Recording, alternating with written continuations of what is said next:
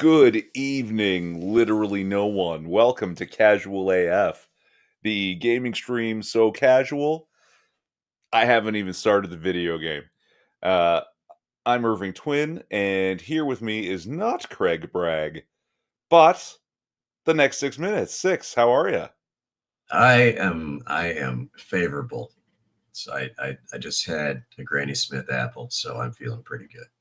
Lovely, lovely. And Nano Reaper. Oh, there is someone watching, and it's Nano. Never start on time. It was literally like 4 seconds. 4 seconds. Of That, course. that's 4 seconds of his time, bro.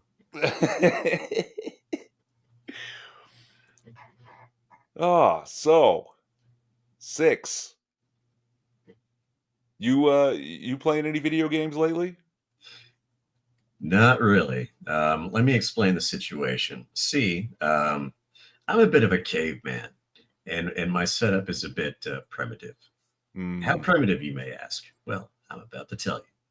So, most people nowadays are using one of two different operating systems on Windows-based PCs, and those are Windows 10 and Windows 11. Could you care to guess which one I'm using? Well, I just got Windows 11 auto upgrade, right? So Yeah, I'm gonna guess that you're somewhere between Windows 98 and Windows 7. Windows 7. Yes. Ding ding ding ding ding ding. And guess what Steam no longer supports? Windows 7. Windows 7. Yeah. So I'm in pooch screwed status right now until I can build a new PC, which is coming up. I am researching the parts to slap together a fairly decent system, uh, sort of as a preparation for Grand Theft Auto 6, which I may or may not buy depending on what the console gamers have to say about it. Mhm. Um, but I need a more current setup in order to actually play the games that I paid for on Steam and other people have gotten for me on Steam. So that's if you've wondered why I haven't done a Nice Hike stream in like 3 years. It's because you can't. Um, oh, poor bastard. All right, but Yeah, soon. Nice hikes will soon. return. Later this year, Nice Hikes will return. That's good. Those were fun. Yeah. Yeah. Yeah, I might fire up a video game. If you saw the thumbnail, yes, I finally acquired my Type 8 transporter, and it is named Barael's Blade. It's amazing. I've crashed it several times because I acquired it drunk. Got too little Forgot to. close to an asteroid, did you? I forgot to install the auto docking computer that doesn't Oh, come with it. So I was trying to manually dock this behemoth of a ship, drunk as fuck last night. lovely. I Yeah, imagine the dock workers are just like, what the fuck is he doing? I may have killed several people. Yes. Uh, Well, hey, what kind of space insurance do you have there? yeah. So you do. It does come with insurance, but the thing is, I had tapped myself out, so I couldn't pay the deductible, and I had to sell all my old ships. Thank God I hadn't done it already. Oh man, So yeah, but she's up and running now. that's good. That's good. 6. Have you been making it to the gym? I really haven't. So you might say I've been distracted. It's that's one of the consequences of attention deficit disorder is that you get super hyper focused on one thing. Everything else gets pushed away to the periphery. Uh, it's one of those kind of double-edged swords. Is that it's difficult enough to get focused on any one thing, but once you are focused on one thing, holy shit, are you dialed in? Yeah. Like hyper fixated. And that's been the writing for the better part of what, 3 years now. Well, that's good. Like, I mean, it's better than not being productive, but I still think it's good to Yeah, make a little room for the physical activity, right? Because I especially like could. Yeah, no, just I something like get. writing, right? Or even the guys who do like the math and the research. It's like, the brain is an organ that relies on oxygen. So Yeah, just increasing your overall ability to move oxygen into your brain is going to be helpful, right? and it would help me not to drink as much caffeine as I do, which Hmm. it, yeah, Or at least that's to burn off that caffeine. yeah, and Yeah. that's a tough part because that interrupts my sleeping, and that's it becomes a vicious cycle after that. So yeah, I do agree. I need to start doing some kind of physical activity that's not just walking to the kitchen, making coffee, walking back into my chair, Ye- clickety clickety clickety. No, I've got a fun story about too much caffeine. Years ago, when Tassimo was still new, before Keurig even existed, some family gave me a Tassimo as like a housewarming for the new place, and Mhm, this box of all these different testers, like 20 different flavors of coffee or whatever from Tassimo. So mhm. I made one. Yeah, that was pretty good. Let's try another one. I did this for the better part of an afternoon, and suddenly I'm like twisted and my chest is tight and like I can't stop fidgeting. I'm going, what the fuck Yeah, is wrong with me? I look up, I realize I must have had 8 coffees in about 4 or 5 hours. yeah. That'll do it. I was like, oh no, I'm gonna die. What am I gonna do? How am I gonna wait? I have an idea. And I run to the fridge and I grabbed a beer and I just pounded the whole beer as fast as I could. You know what fucking worked? Antagonistic drugs worked. uh, so you got to get to balance things out there. Yeah, Where the that's my balance part. be? That's what we mean by balance. You know, yeah, ether fucks you up, and then lithium straightens you out just enough that you can like walk upright and move your hands and stuff. Mhm. Nano currently pulling watch and have 6 monitors in front of me and 4 hanging from the roof, and one of them is our show. Aw, Oh, that's nice. yeah, So I thought the one ton hammer had a bunch of screens set up in his. That's yeah. I thought I a was few cool more. with 2 and looking for Yeah, a third one. I'm still a single screener.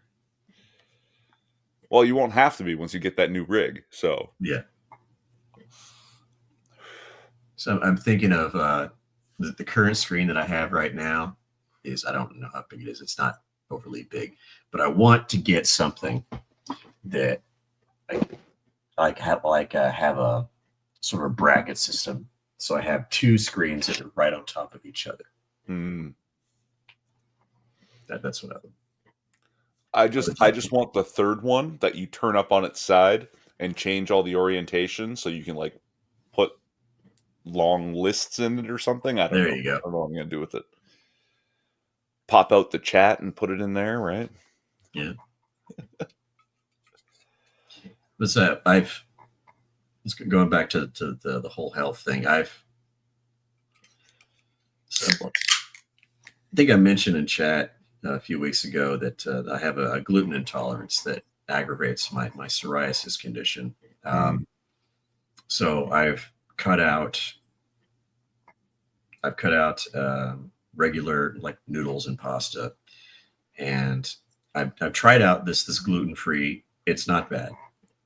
It's the texture is different.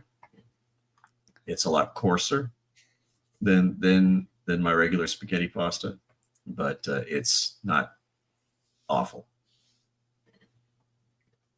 And I've also ditched the energy drinks just like altogether. I'm having energy drinks are now verboten, so I don't drink those anymore. I've the caffeine sources now are just coffee and tea, and I don't really put sugar in either. So that's another cutting down of sugar. The most sugar that I get is from a couple of pieces of fruit a day and about a tablespoon of honey, and that's it. And That's that's what good. I have cut down that much. That's awesome. Yeah. I had done a no sugar thing years ago for like 6 straight months, and I lost 60 Ouch. pounds doing it. Yeah, but I Well, lost 60 pounds, right? Like that was wild. yeah. And now like I'm still not big on sugar, but like I'm not like, oh no, I can't have cake at your birthday party. Like, but I don't really have a sweet tooth, so Yeah. like, I can drink my coffee black all week, and then Saturday morning, oh, my first coffee, I'm gonna have a little treat because I was good all week, and I'm gonna, yeah, and I have honey somehow. Actually, for my sister's wedding, she had it as the what are they called there? Bomboniere, Hmm. where everybody gets a little thing to take out, and it was actually real honey in a little jar, right? So I put like, I don't know, maybe a teaspoon once a week into my coffee with a little milk. Yeah. Uh, it's delicious. Honey is amazing. It's a superfood, as they say. Oh yeah, and apparently it won't go bad for 3,000 years. Yeah, it's the honey is a very interesting substance. It's the only substance that will outlast the container that it's put in. Oh, maple syrup. Virtually, yeah. Maple syrup is another one. It's Yeah, yeah. Any container that you put the stuff in, the stuff will outlast the container. That's it's fucking crazy. yeah. Is it they could have you could eat a jar of honey if it was bottled back when the dinosaurs were still around. It's fucking nuts, eh? Yeah. I wonder how. Like, I was thinking somebody had said, yeah, 3,000 years, and they seemed pretty confident about it. And I was wondering, did somebody like find an archaeological dig site and like find some sort of clay pot, and like, what is that chunked in the clay pot? Is that honey? It's still good. Yeah. So if it's all crystal over, all you got to do is heat it up just a little bit, get it Yeah. back into a syrupy consistency, and you're good. You're good to go. So yeah, anybody that's stocking up on any kind of foodstuffs, I will say, get you a shit ton of honey. It will never go bad, like ever. As long as it's the real deal, you're Mhm. good. Yeah. It's you are quite literally golden. So I threw a pun out there. It's a food pun. Wasn't there some like scandal about a company that claimed they were selling real honey, and it was like Yeah, somebody tested it and it's like 80% high fructose corn syrup? yeah. It was mostly high fructose corn syrup with some food colorant, um, honey flavor extract, and maybe 5% honey at most. Yes, yeah, that's messed up. And Ridiculous. the nano said, "Yeah, my kidneys do thank me." It's a lot less sugar that my system has to process. I eat a lot more cinnamon now, which is also a big help. That's if if you're eating more honey, that of course that's more like natural sweetener that your body is processing, but you add that cinnamon on top of it, and that helps it process better. I didn't know So that. I wonder the chemical mechanism by like what's in the cinnamon that's helping, because I'm told, I don't know what enzyme, but honey has some sort of enzymes in it mhm. that tricks your body into not treating the sugar as sugar, and that's why it's like not as bad as eating refined sugar or high fructose corn syrup. Right, it's an energy source that doesn't end up on your gut as readily as the refined sugar would. Cinnamon is, from what I understand, is that the combination of cinnamon and honey is one of the most perfect things that you can consume while you're sick with anything. Really? You got a cold, you got a flu. It has antiseptic properties, antiviral properties. So if I'm Interesting. I think your audio is glitching a little bit.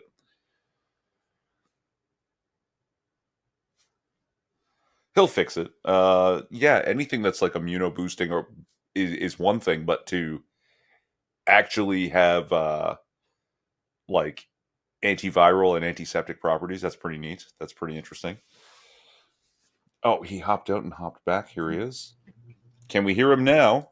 yes, Yeah. did I mention that I'm on a potato right now? Yes. Yeah. It's a very large rectangular black potato with wires coming out of it.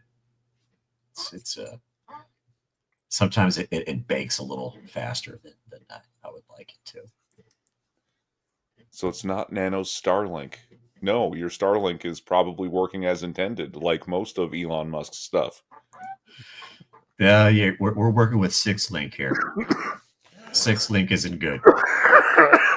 Sorry, 6 link sorry. is a potato. So I'm very pro honey. I'm very pro honey.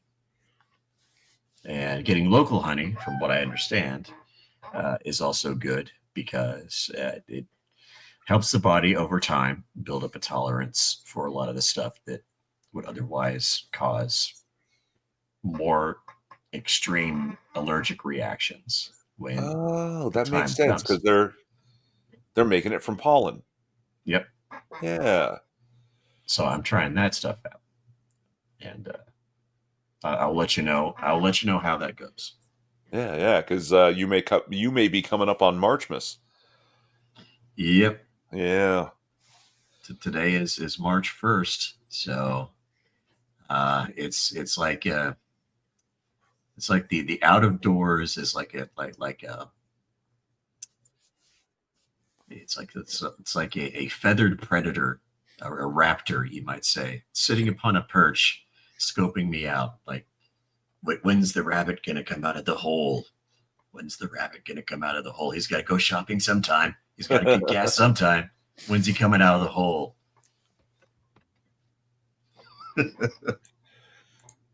Elon's cars are ass. I don't know that they are. I like the whole battery powered thing is ass for Canada. Absolutely. Like that's not going to be able to take the way they want it to. But I've heard they're fucking wildly fast, man. They were kind of that. They're annoying and the respect that if you happen to work outside, say taking donations from the public, and you have one roll up behind you, you don't hear the damn thing Uh, because you got friggin' Air Pro on, and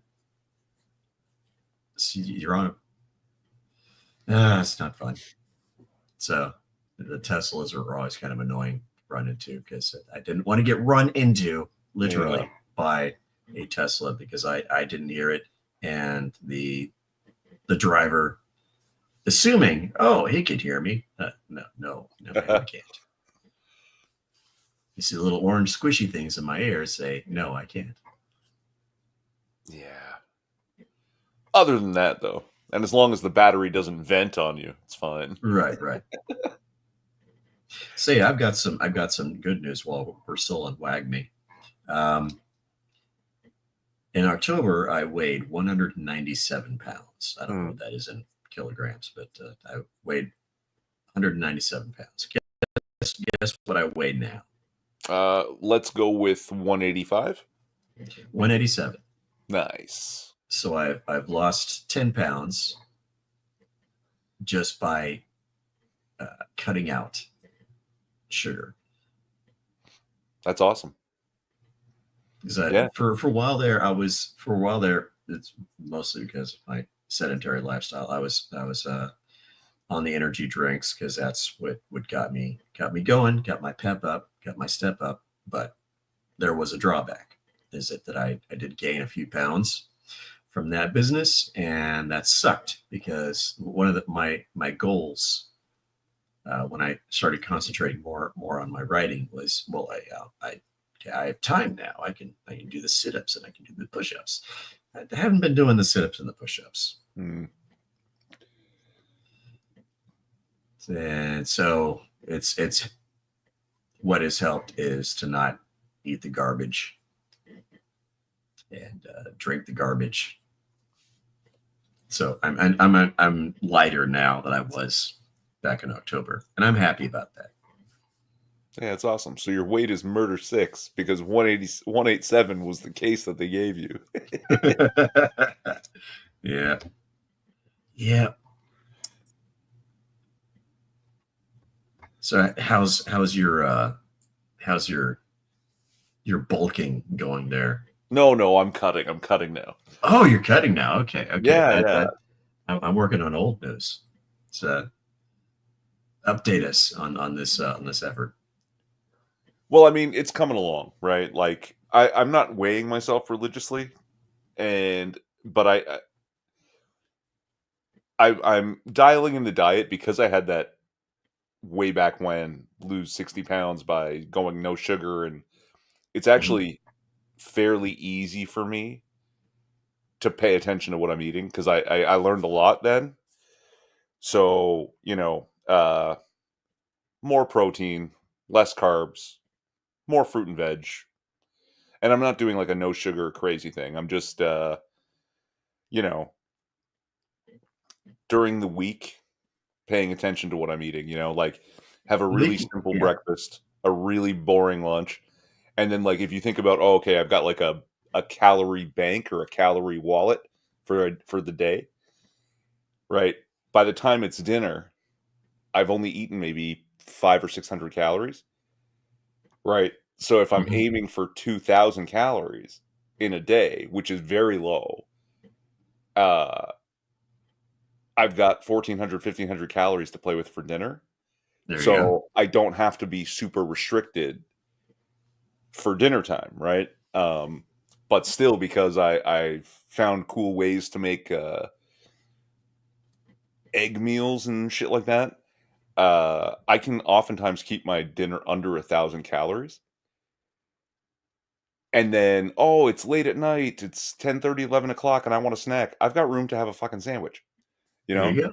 Right? So, And but most times I'll go for like a bowl of fucking carrots or something, right? Because that's yeah, very filling for like 40, 50 calories. and you So, mentioned eggs, and I mm, wanted to bring this up. Is that there's a lot of different ways to have your eggs. Most people have them either scrambled or fried.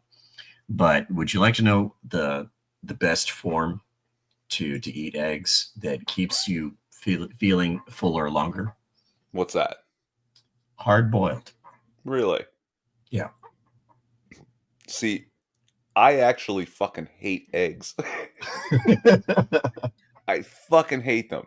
So, trying to find creative ways to get eggs into my diet, because there's so much protein and some good Yeah. fats and, stuff you need, has been tricky for me. But I also now have those cartons of egg whites, hmm and those have really saved my butt on this cut.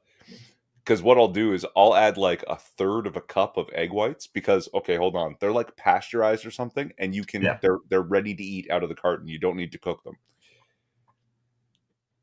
So I'll put a third of a cup of egg whites into a third of a cup of yogurt and add a bunch of berries. There you go. And when you stir up the yogurt egg mix, it just turns into thin yogurt, right? Yeah. And it's fucking great because I don't taste eggs at all. I just taste berries and yogurt. So that's been a big saver. Get some extra protein in the morning, Yeah. for like very little calories. Now And none you of and it's Craig were that's it. Now you and Craig were making fun of my rice pudding the other day. fat. I take it you're not a fan of rice pudding. No, I don't think so. Like, is it like a tapioca type thing? No, what it is, it's plain white rice, sometimes brown rice whenever I think of getting it at the store, but plain white rice that I add a tablespoon of honey. It's about maybe a third of a cup of plain white rice. A couple of very small handfuls of pecans and walnuts, the chopped up variety. A little bit of cinnamon, a little bit of dehydrated milk, and that's pretty much it. Hmm. Throw a little egg whites in there. You'll love it. I'll if I see them at the store, I will get them.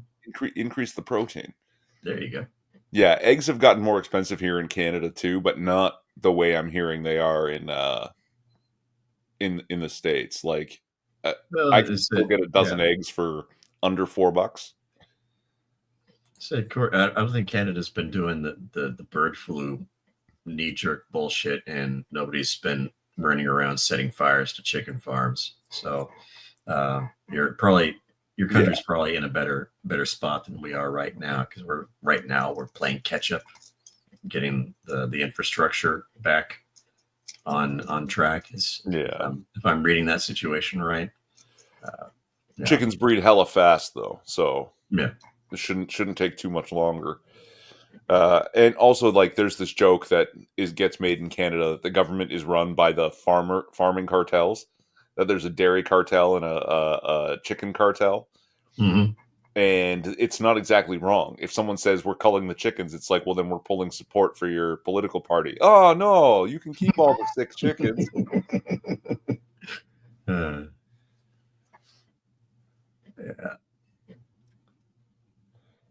Oh my gosh. Yeah, culling the flocks for 3 cases. It's fucking knee-jerk reaction. Yeah, didn't they kill 20 million chickens or something retarded? Like, it was like the chicken genocide? It was something ridiculous. Yeah, it was. I mean, Colonel Sanders was probably sitting by like, holy shit, they whacked a bunch of chickens. Holy shit. 100 million. Holy fuck. Yeah. And Nano's got the right idea. He's got his own laying hens. Yeah, Nano and you remember Veteran Mountain Man? Yeah. He also he was breeding his own chickens. I thought he was a crazy fool at the time. No, he's appearing more and more like a prophet. And because he has his own. Essentially, he's like that British farmer in that skit. Better yet, don't kill him. Eggs come out of their freaking arses. No, I don't know the skit. You'll love it. It's this British farmer that's talking about how much money he makes virtually doing nothing on this farm. It's like, it's wool. You pull it off, and it grows back again. You can't lose. Corn, it comes out of the fucking ground. I love that skit. Yeah. So an interesting thing about so I think I made this comment the last time in chat is a lot of what holds a lot of guys back is the phytoestrogens that they run into in their diet. Yeah. And that's you have to avoid that. You have to find out where the soy is, how much is in it, and do your best to avoid it. Because most forms of soy are no buenos. Yeah, and like one way to help with that is to just make sure that you're getting a steady stream of broccoli and or spinach in your diet. Oh yeah, People love to vegetables. go, yes. oh, this ancient grain is a superfood. Oh, what's this fucking kale? No, we've had the superfoods around the whole time. They used to make cartoons about a guy who'd eat a can of spinach before he kicked your ass.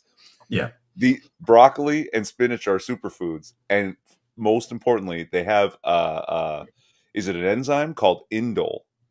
And indole is an estrogen blocker, right? So if you're consuming enough of those, then when you open like a package of something that has a soy as a preservative, or you're pull something out of the freezer because you're too lazy to do real dinner, you'll be fine because you've had already enough have the counteract. Yeah, you already have the counteracting element within you. so you can defend against it. So another helpful tip is to eat foods rich in zinc. Zinc, yeah.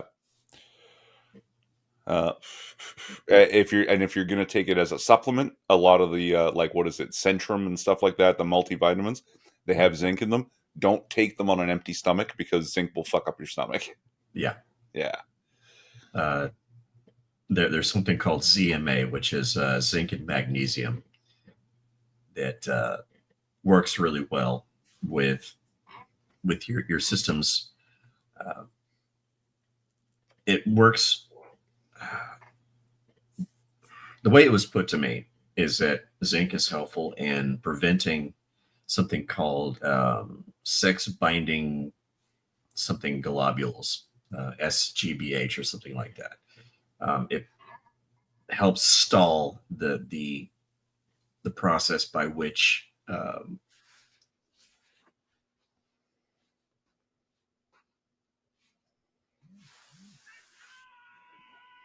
Oh, have we lost your audio again, Six? I think we did. He's hopping out and he'll hop back in. Potatoes. Do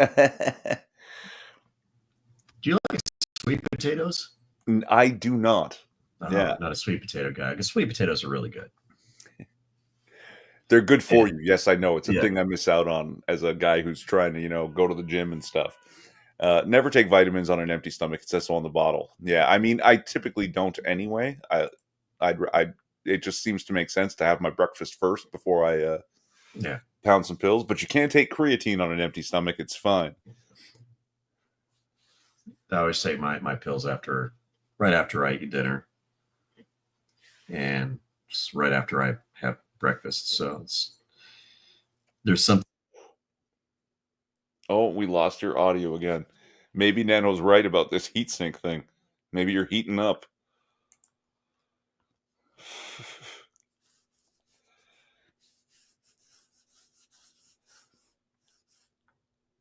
Poor guy. We got you. We got you. Yeah, it's a potato. Every time that happens, I'm going to say potato. It reminds me of a terrible joke. Maybe I'll tell it later. Okay, fine. So there's been some weird stuff happening this week. I know I've lost my joie de politique, but some of this stuff I couldn't avoid. I couldn't avoid hearing about it. Oh, lovely. Andrew Tate, that's his name, right? Yeah. I think I figured it out. Andrew Tate is what happens when an NPC suffers from psychopathy as disability. And Yeah. now he makes sense.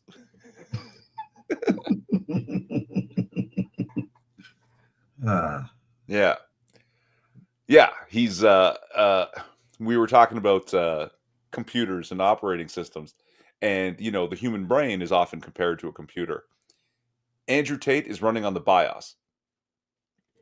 There's no operating system. There's no ability to download proper information, right? It's just a basic input output system Mhm. that looks like a person. And I think I have a weird sort of reaching theory as to why there are young men who follow him.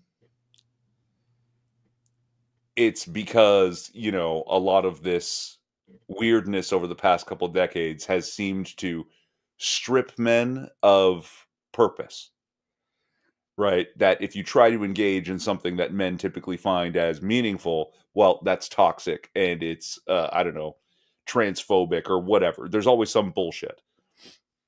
And they're being treated poorly in school right up until their teens. And then they find this guy. And, oh, wow, this is great because I feel so fucking empty and it's terrible. And this guy is so obviously empty and he doesn't care. Yeah. So they're taking the wrong message, right? He's not Exactly. telling them. He's not telling them to find meaning and purpose. He's telling them to fill a void with Bugattis, bitches, Battlestar Galactica, because he doesn't know anything else. He's Yeah. not capable of it, but he's also not capable of feeling any of the down. So they think that's wonderful, and they're falling for it. Yeah, But they he's don't understand that he's suffering from a disability, right? he's that guy that you meet not quite in the halfway part of the game, but about maybe a quarter past the beginning of the game. And he's the guy that's going to tell you a bunch of his dialogue tree is the most fucked up in the game.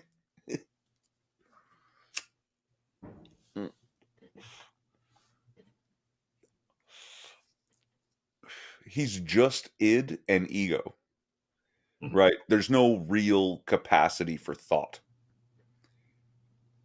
And he actually admitted as much one time when he was talking about why he doesn't read.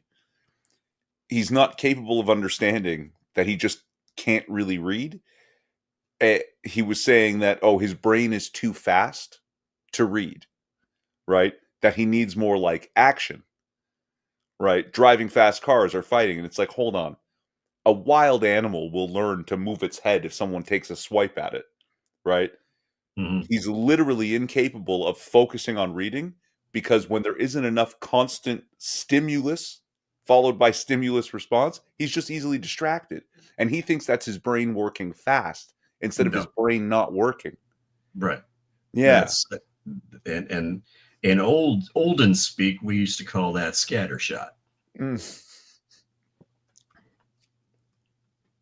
He's just he doesn't have the capacity to really hit any one specific target. So he picks all the targets and is happy with the pellets that hit something and calls it a victory. Yeah. Welcome to the new age of materialism where everyone wants to be rich and powerful but not put in the work. See, but I don't think they even want that. They just, it's that empty feeling. And they see someone who's as empty or emptier than they are and loving it. And they don't understand it's because he's very, very broken. Yeah. Like, He is Bender. Please insert girder.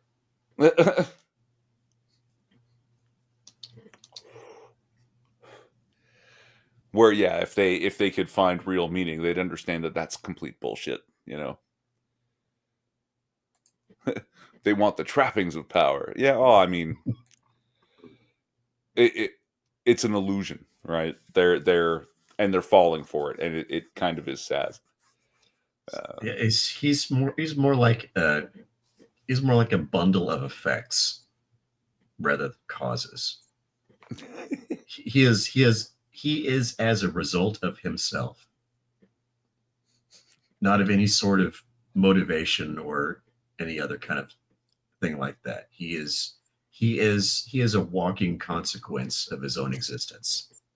He I yeah, like he's just the bios. He's running completely on instinct. Has no idea that there's anything more than that. So he thinks he's awesome. Yeah. Those with limited scope would think so. And Yeah. his scope is about as limited as you can get. Yeah. People with that sort of limited scope,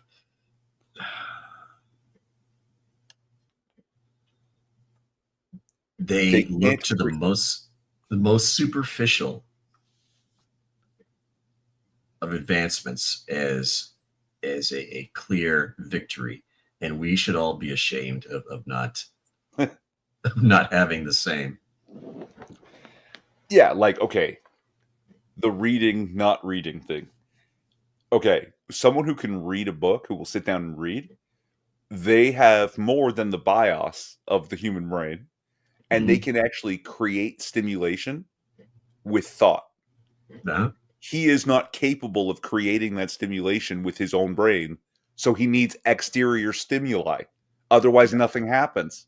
He has no inner monologue. All his monologues are exterior. Yeah, like it's He is fucking just word wild. salad with a room temperature IQ. We've all streamed with people with that limited of scope. Yeah. A book a week will stimulate the brain. There was a time that I used to do that, a book a week. Now I don't even do like 4 books a year. It's terrible, man. I've never been much of a reader, which is ironic given what I do. But the ones that I have picked were pretty substantial. Like in the last 30 years, I've read less than like 20 books in like the last 30 years. Ooh. But I did read The Hobbit. I read Andromeda Strain and Oh yeah, Congo because Michael Crichton was really big there. I read Jurassic Park. nice. Let's see, what else did I read? The Lost City of Z, which is it's a really interesting book. It's based on a true story. Let's see, what else did I read the novelization of The Phantom Menace, Okay. the first Star Wars, Yeah. episode one, uh, which was a lot better than the movie. What else did I read? Mm. And I've read a lot of parts of books since then. So I oddly, I'm not a big reader. I've never really been a big reader. There are points in time where I will go on a tear and read a bunch of books, like the entire Chronicles of Narnia, which I read in the late '80s because they were there and I was bored. So I read the entire Chronicles of Narnia. I've never really liked any of the film or television adaptations. So I don't think they really got it. So that's I never but, read this of course is all thinking that doesn't occur in Andrew Tate's brain. them. Yeah, there's nothing there. There's no content. He's like a character in The Sims, and you're just clicking on things in the room, and that's all he has capacity to perceive is like toaster. Hungry, go to toaster. Tired, sit down. Need food, go to store. It's very, very, very simplistic. And I guess that does appeal to a certain subset of disenfranchised young males that have, for the most part, been shit on Hmm. for most of their life at this point. See, but I don't think it's because they're also NPCs suffering from debilitating psychopathy. I think it's just because they feel empty and they see an empty shell having a Yeah. great time. Right. I can be empty and do this shit too. Well, not necessarily. Or they're already so demoralized they think that emptiness is like the static state that can't be changed. So Yeah. The that's problem terrible. is none of them can achieve what he has achieved the same way that he achieved it. And it's going to frustrate them. It's Mm. going to make them feel even less uh, valid, less worthwhile, because they're going to chase that because they see it as, oh, this is the thing you go for. Well, the problem is you're too complex for that. Yeah. Even if you got it, you wouldn't be satisfied. Right. You know. Also, Nano says because sex trafficking is a crime. There's that. Yeah. Yeah, like that's part of it, sure, but Like, imagine you got away with it. Like, then you still wouldn't be satisfied, is what I'm saying. Yeah. Yeah. So Oh yeah, well. like if people want to have them on their podcast and stuff, it's like, okay, I'm not in the group that's saying, no, we have to boycott. I'm in the group saying, I'm not going to watch that episode because it's not going to be very interesting because he's going to have nothing important or valuable to add. It might be useful to help demonstrate, like take a clip of this and then come back to this conversation and say, see here how the subject reacted exactly like a wild animal. Right? Like that's what you get out of it later, which is Yeah. why I'm not saying boycott. We Yeah. can get some what do they call them, sound bites. Yeah. Sound bites. And I don't know if it's got to be some form of autism that these guys have. Some form of high functioning autism. Is NPC-ness autism? I don't think it's on the Not spectrum. necessarily in yeah, it can be, but it's not. There are plenty of autistic people that are in no way, shape, or form NPCs. Hmm. Intellectual organs of hell. Sounds interesting.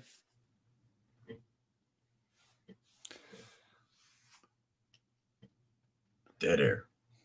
Yeah, it happens. Yeah. How about we move on from Andrew Taint then? There we go. Oh, lovely. This fucking guy. Yeah. Who the fuck does he think he is?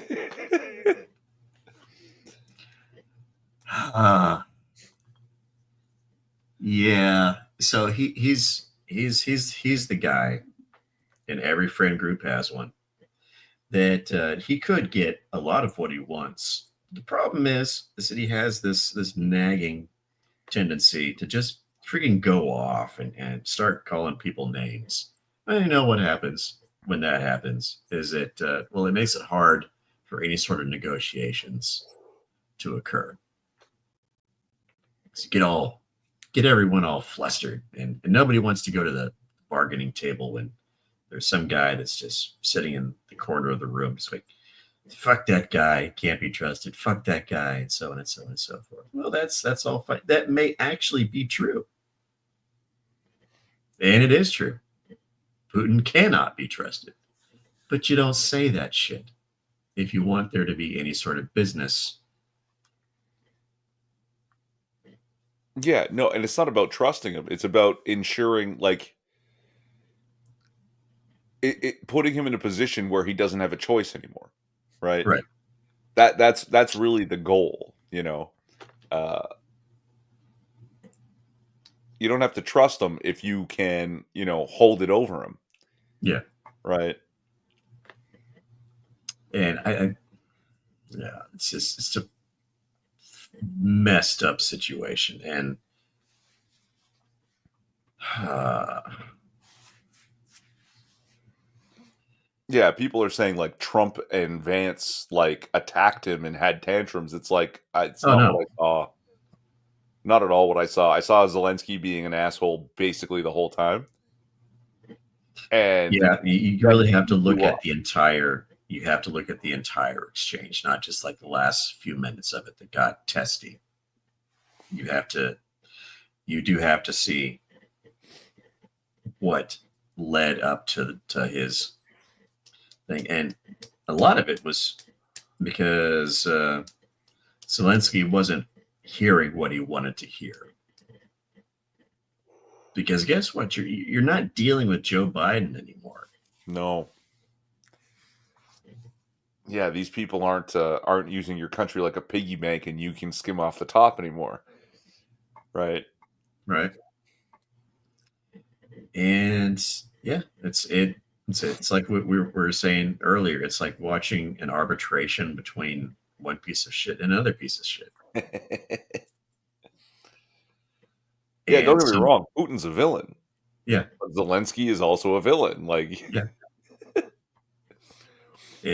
It's a regardless of this and that, a business deal, a diplomatic business deal has to happen in order for anything to get done here in this situation. And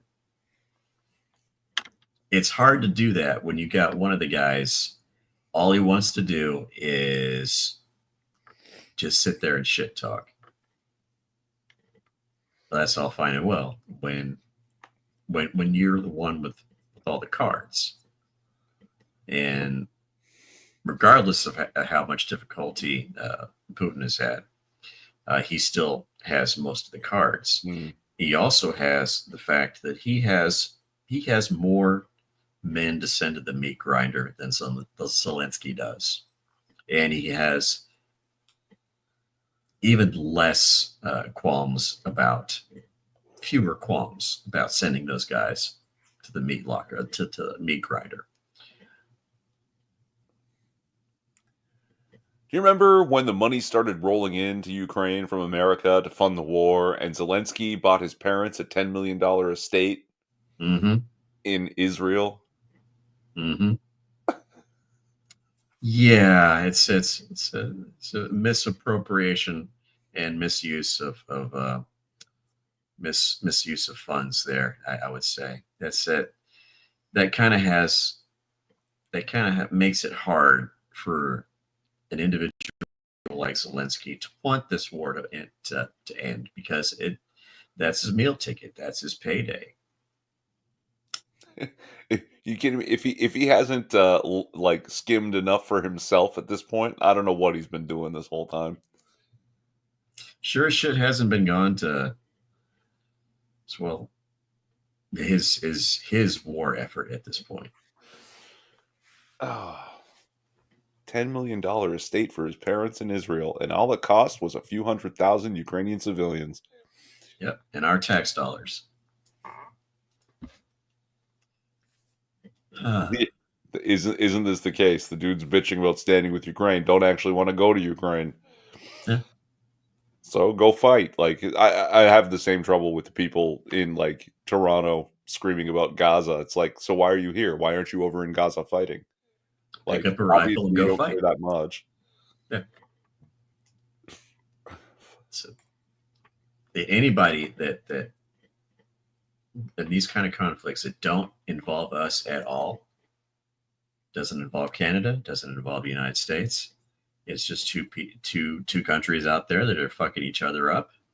It's like, oh, okay, great. So you want to be outspoken about this? That's fine. You want to go help out? That's fine. Pick up a rifle and go fight.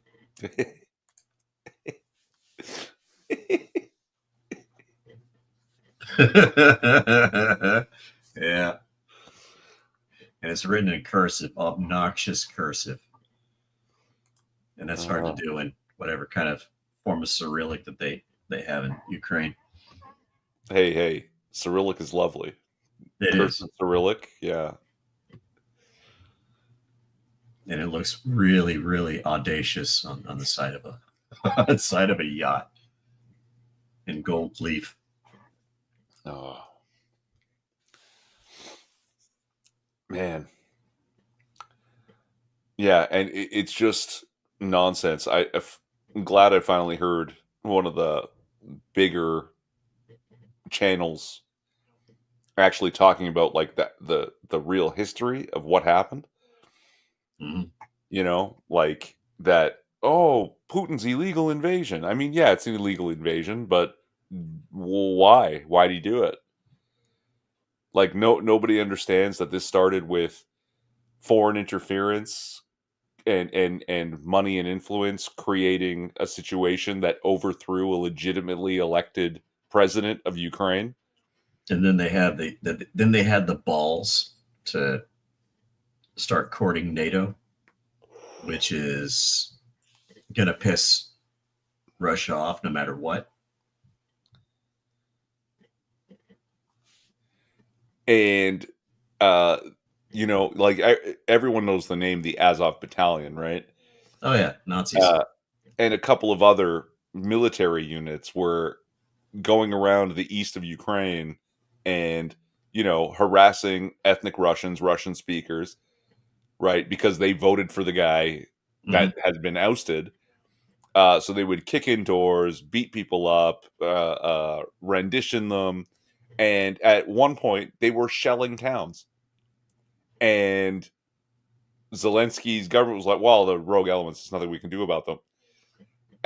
Putin was like, oh, here's my opportunity. There's my chance. Don't worry, I got it. And stepped in, right? Yeah. So these rogue elements retreated. They didn't want to fight an actual army. They wanted to, harass and murder civilians. And then suddenly, Zelensky has army and weaponry that he can use to put down, like for military action that he wasn't doing against these other units, right? And so when they came in, the Russians said, "Great, we'll fuck off. We'll retreat back to Russia now that you've shown that you can handle these assholes." And the Ukrainian forces followed them into Russia and attacked them in Russia. Then it was war. Yeah. Right? So everybody took the wrong step at all times. Yeah. Everybody. And Zelensky is still doing it. All he had to do was sign the fucking deal. All he had to do was sit down, have a talk with Trump and JD Vance, and walk away with the signed deal and another step towards there being actual peace between Ukraine and Russia. But no, he wanted to shoot his mouth off and be a dick. Well, there are consequences to that approach. Gold leaf lettering is so tacky. Nanos is in white on a day-glow orange hull.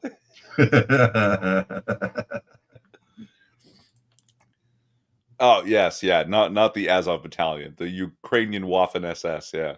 There you go. Yeah.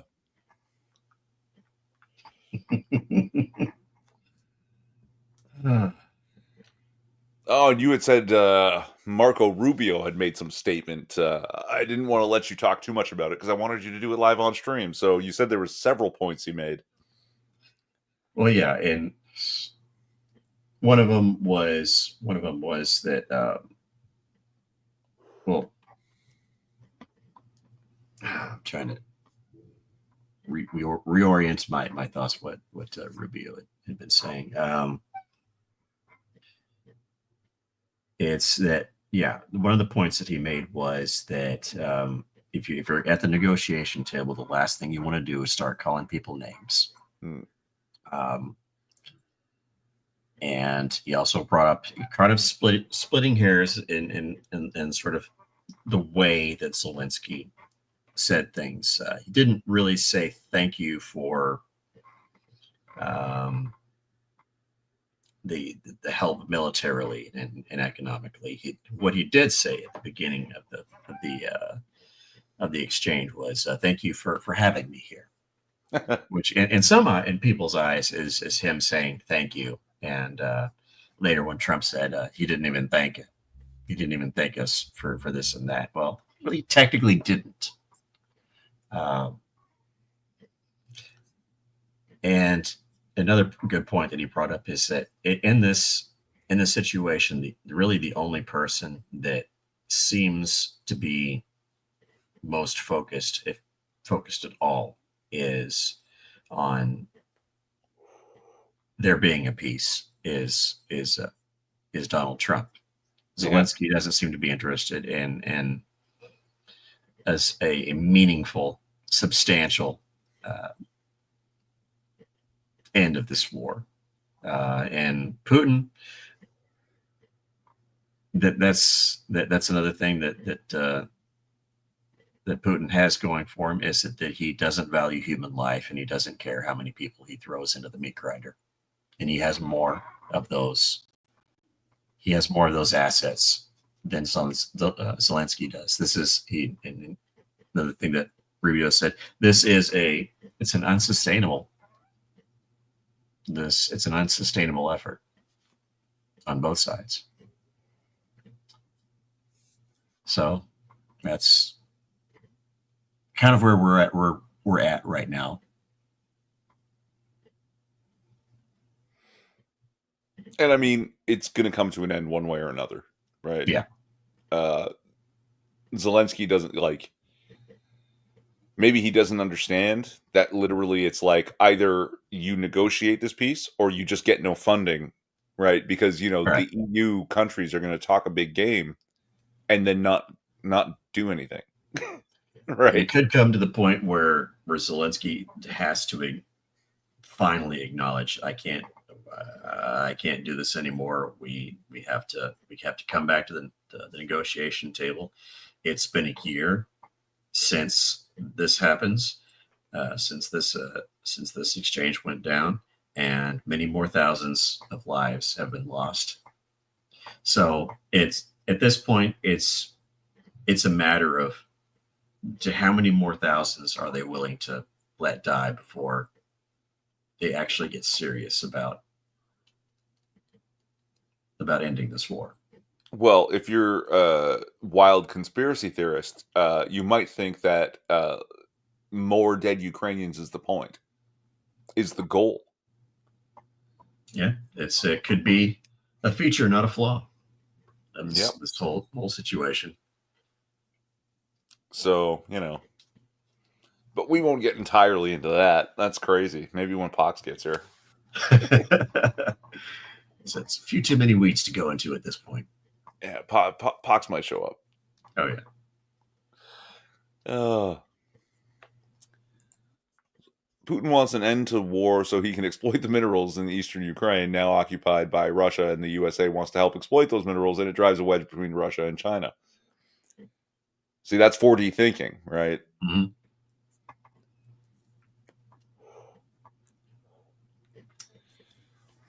And don't get me started on fucking China.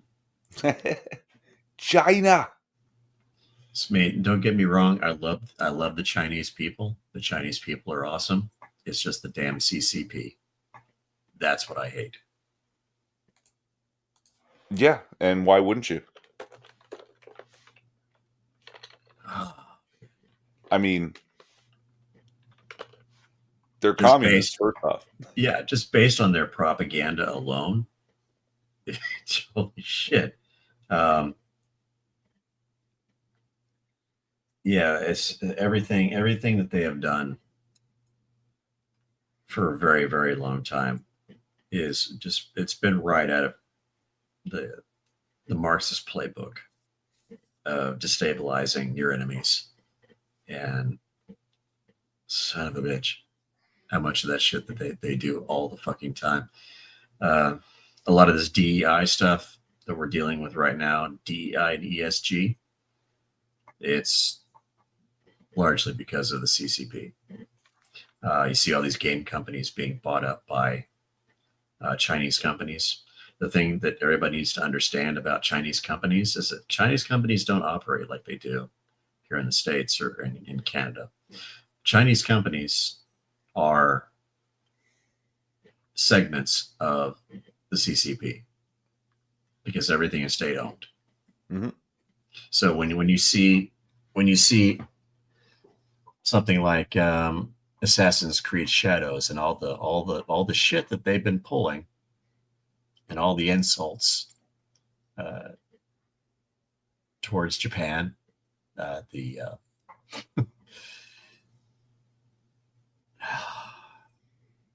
you kind of get an idea of just how much in the CCP has entrenched themselves in the West, and it sucks. I mean, them buying up farmland in the U.S. I imagine they're doing the same thing in Canada. Um, Not farms, but mines. Um, and it's pretty like some of the what's the word permissions they've got are really fucked up. Like yeah. there's in the Northwest Territories, like some of the most northern points of Canada where they have access to the Arctic Ocean. They bought a mine that's about like 200 meters inland, Mm-hmm. And so, oh, well, we have to be able to build a port here. Okay, you have permission to build a port, right? Yeah, In a mine at the north of Canada. And it's so far north, there's like no oversight. No one goes up there to check.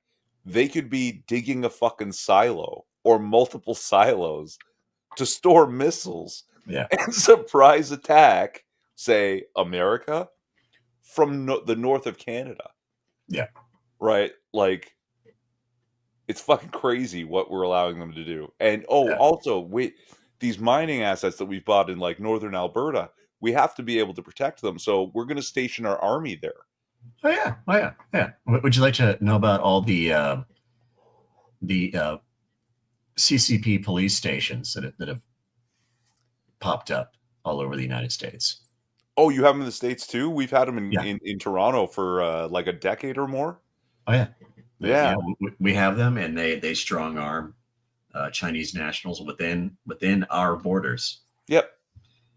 And yeah, so they've been doing all that in Canada and the US. Guess what they've been doing in Africa? Oh God. What was the thing that I heard someone from Africa saying? Sure, yeah, the British exploited us, but at least they built us schools and railroads and hospitals. The Chinese exploit us and they don't build nothing. Well, they do build stuff, but they build it the Chinese way. And for the Chinese.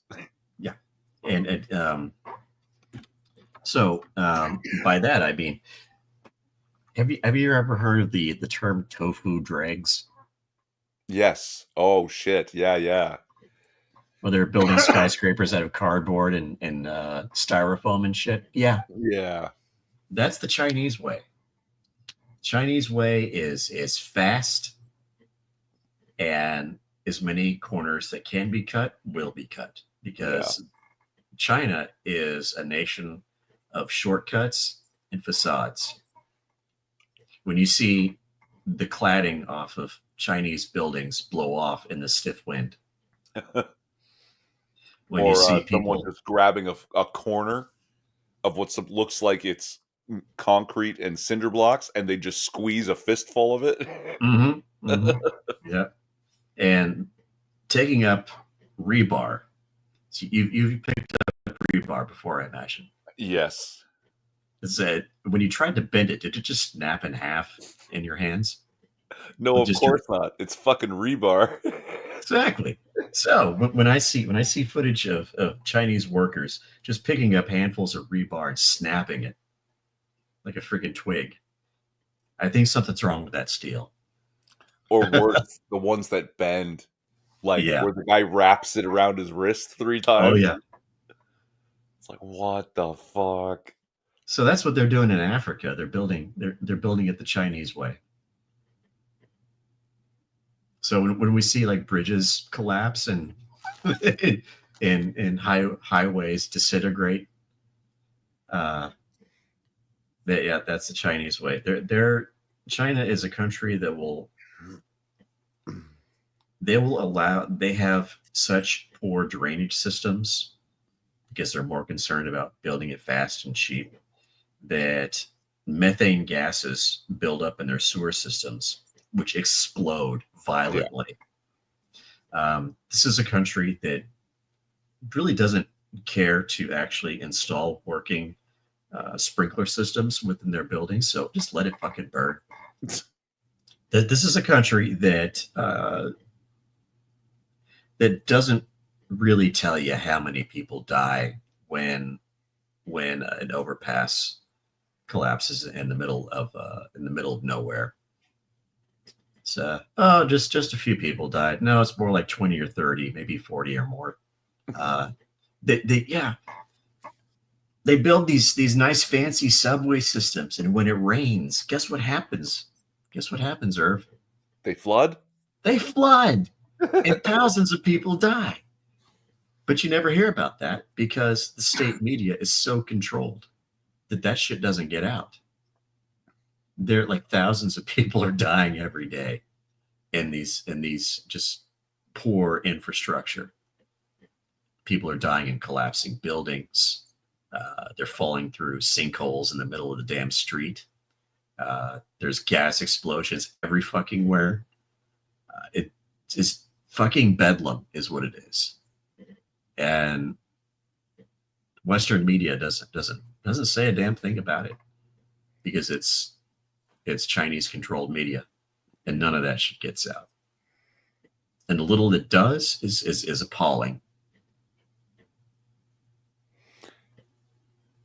To a communist government, a population is a consumable resource, Exactly, it's a commodity. largely disposable. Mm-hmm.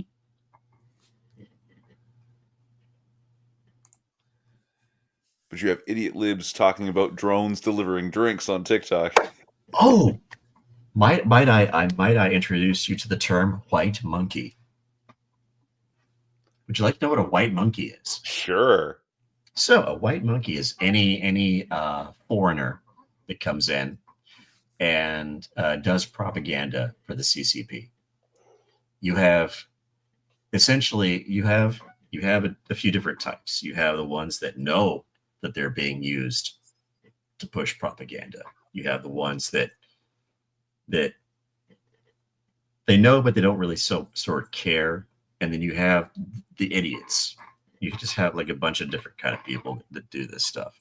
So they bring in these foreigners because the foreigners, it has the illusion of an outside perspective. That's okay. This Right. is with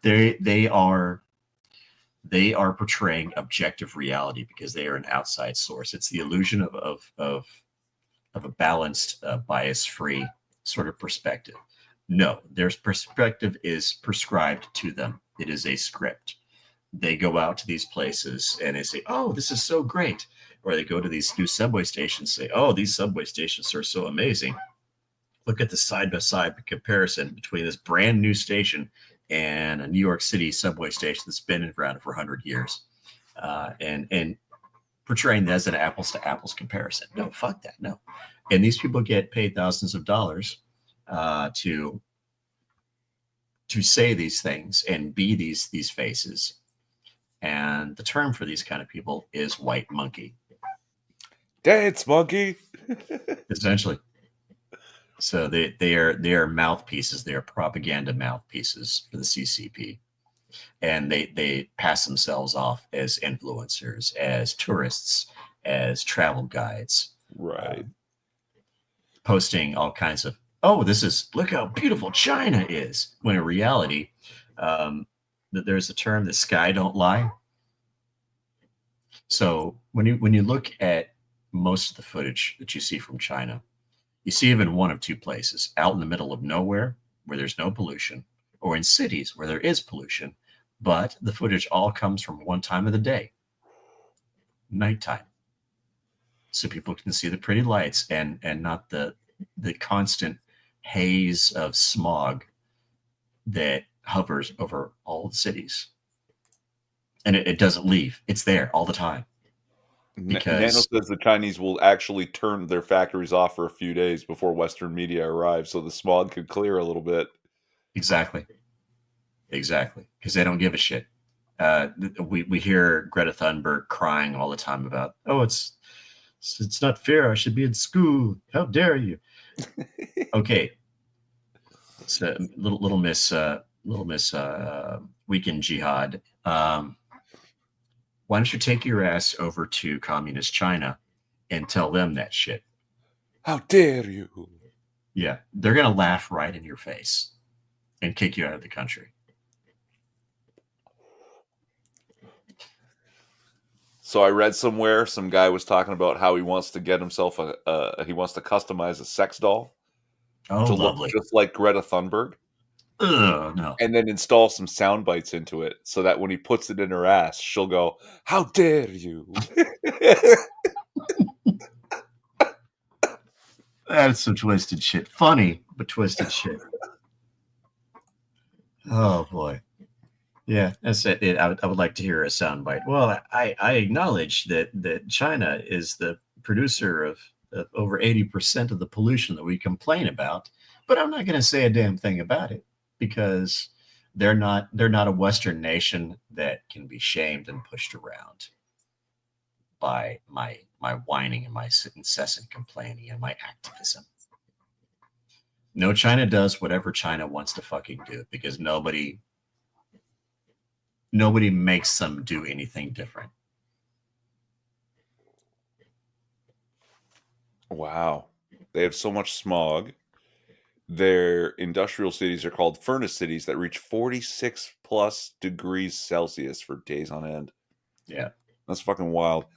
This whole talk of pollution, carbon nonsense, it really upsets me, especially because I'm in Canada. Canada is technically a carbon negative country. Mm-hmm. For the amount of carbon we produce, right?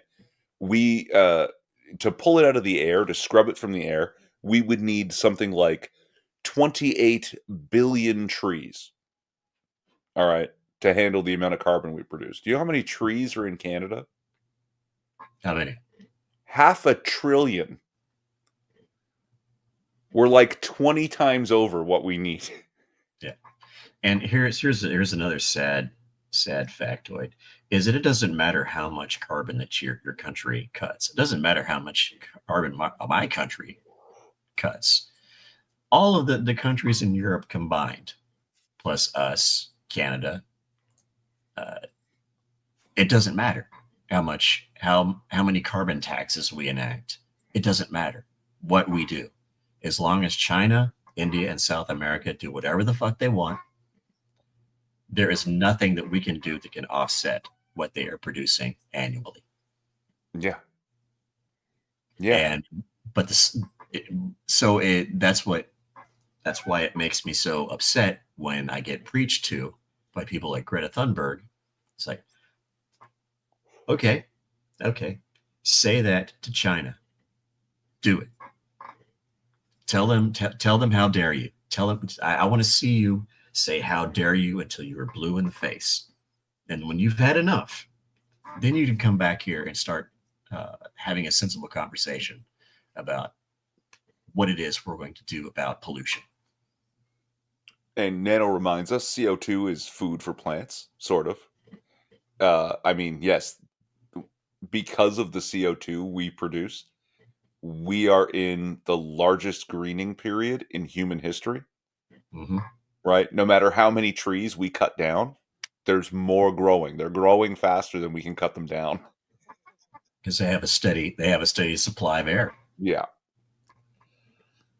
Yeah, it's crazy, huh? Yeah, it is. Of course, there's But a I lot of did other hear. shit.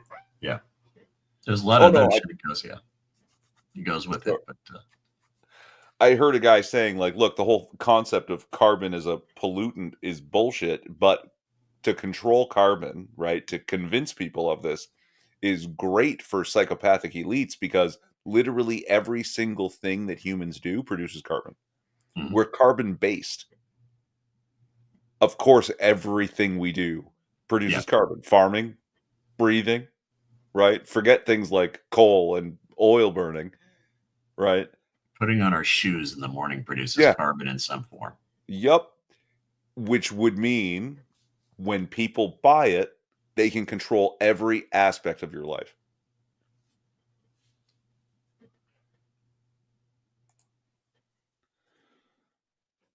I just firewall my pair of Cat C280-12 Tier 4 Marine diesels that are rated at 5,400 plus horsepower just to piss off Grumpy Greta. So you're rolling coal.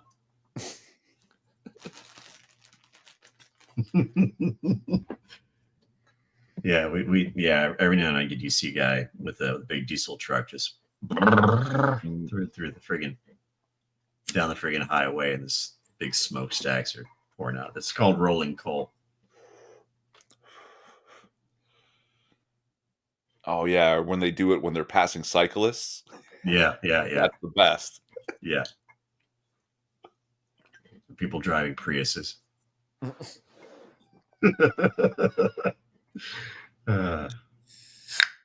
So you just heard my mini rant on China. I could go on all night about China. So I am not a fan of the CC. No, hey, I get it. Like, I mean, I've got a couple of topics that I'll go nuts on, like the whole pollutant thing. Mm. you know, and government involvement. Like, you know, in my province, my premier committed to planting 2 billion trees, and was it even, no, it wasn't 2 billion. I think it was a few million, and it was going to cost $2 billion and over 10 years, whatever. 10 years later, they haven't done 10% of what they said they were going to do. Meanwhile, the private timber industry has planted 100 times the trees they have in the same Mhm. time, right? Like, because private industry does everything better than government, does it all more efficiently because they're looking to make Yeah. profit. And And you know, they don't clear cut I'm anymore, and people that own land and own trees for forestry, like, or for lumber collecting, timber collecting, they have to replant their own trees, right? And trees mhm. take forever to grow when you want certain types of timber. Like, you're looking at 20 years from now. Yeah. So they're taking better care of the land than the government would ever bother to do, and they're doing it while turning a fucking profit. Yeah. So if you were to give government control of the sand in the Sahara Desert, within a year there'd be no sand. That's Sand shortages. We need to increase your taxes. Everyone, give us the windows from your house so we can grind it back into sand. yeah. So but I also want to reiterate is that, don't get me wrong about this. It's not the Chinese people that are the subject of my ire. These poor people,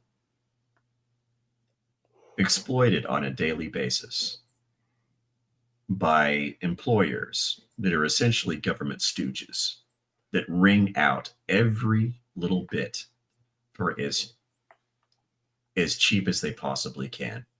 They build these housing units for nobody, thousands upon thousands upon thousands of these buildings for nobody. Nobody lives in them, but they got to build them because that's how Chinese real estate works, because it's such a backwards, messed up system. And all the while people suffer and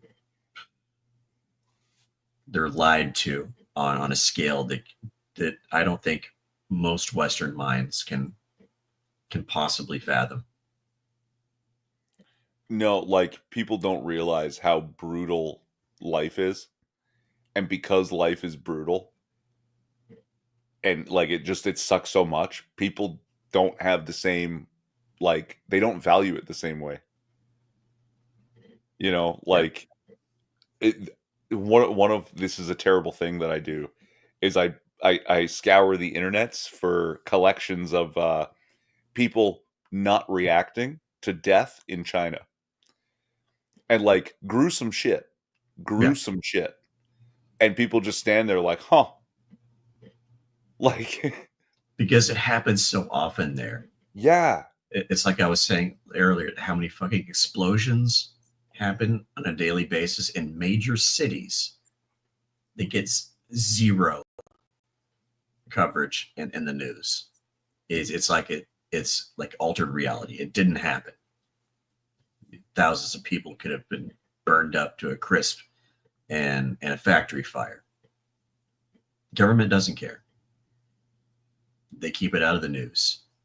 And crews roll in and clean up the mess. There's no outcry, there's no sentiment, there's no vigils. If you do want to lay down a few flowers, they tell you to take them away or they'll arrest you. There's none of that. There's none of the things that we as Western people would expect from something tragic, like like when a bridge falls down and a dozen or more people get killed. There's news coverage, there's vigils, there's all that kind of stuff. There's people put shit on their Facebook profiles, and that's all common. It's not so common in China, where people are so disposable in the eyes of the government that Oh, the building just fell down. Better send a bulldozer to clean it up. All the bodies too. Underreported like hell. Oh, only 2 people died.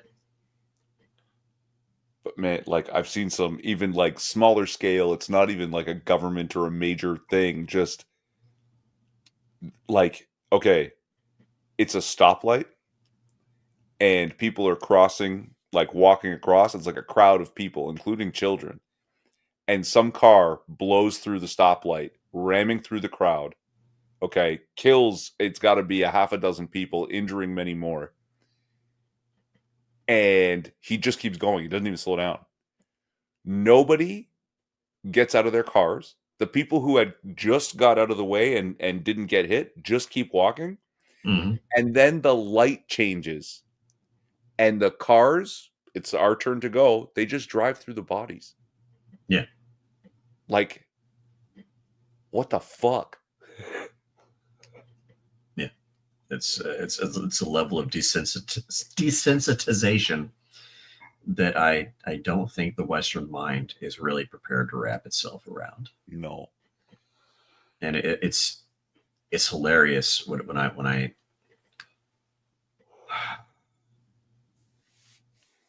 it's hilarious when I see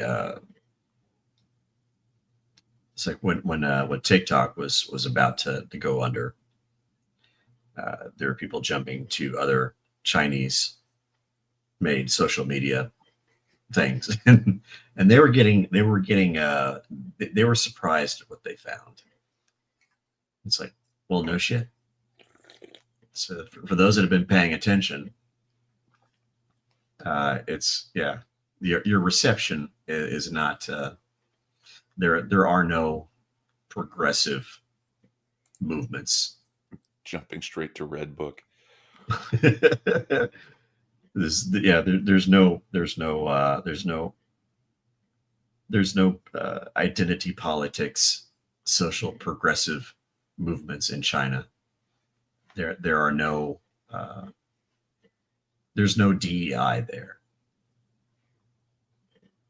There is it's one of the most racist places on the planet because it's such a closed society. Oh, fuck, man. Like, people don't understand. I try to explain to them, like, okay, Chinese are so racist, they hate other Chinese for being the wrong Chinese. Exactly. And in many cases, they hate those Chinese more than they hate Westerners. Mm. And it shows. Oh my gosh. So yeah, that's an extension of my mini rant on China. So I've taken up a lot of the No, it's show fine, here. man. Like, because again, a lot of people don't know it. Like how, like racism's not just accepted; it's expected, Oh yeah, right? If a Chinese because guy stands up on a bus in Shanghai and declares, "I don't think the Japanese are that bad," they'll spit on him. yeah,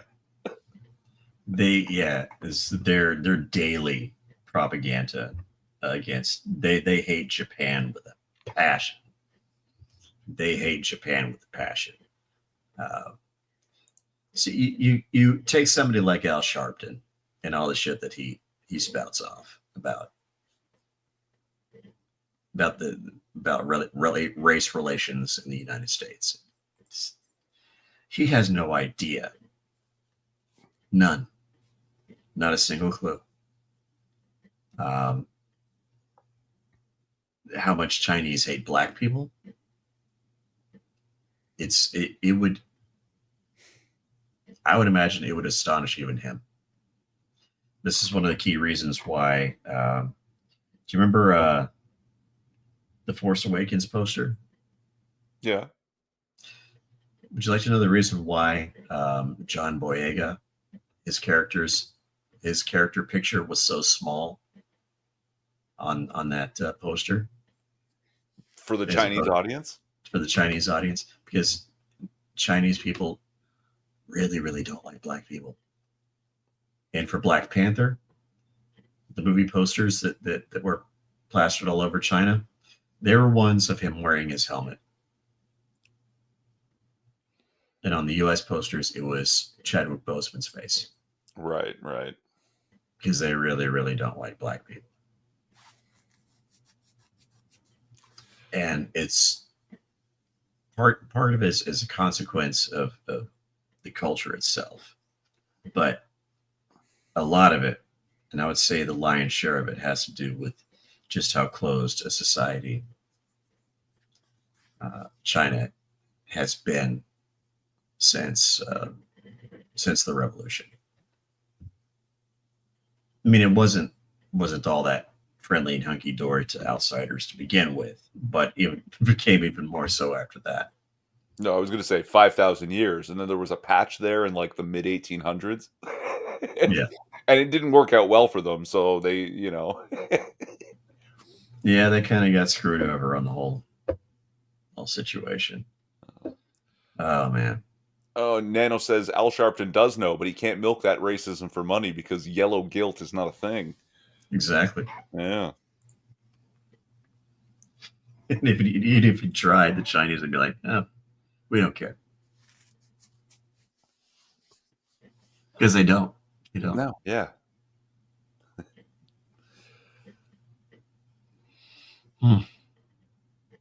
It's a terrible place. So, what else have we got? I have no more banners. Okay. Yeah. I'm out of topics because I don't follow politics really anymore. I mean, I can't ignore it entirely, but I'm just not enthused, Well, we could on the most superficial level discuss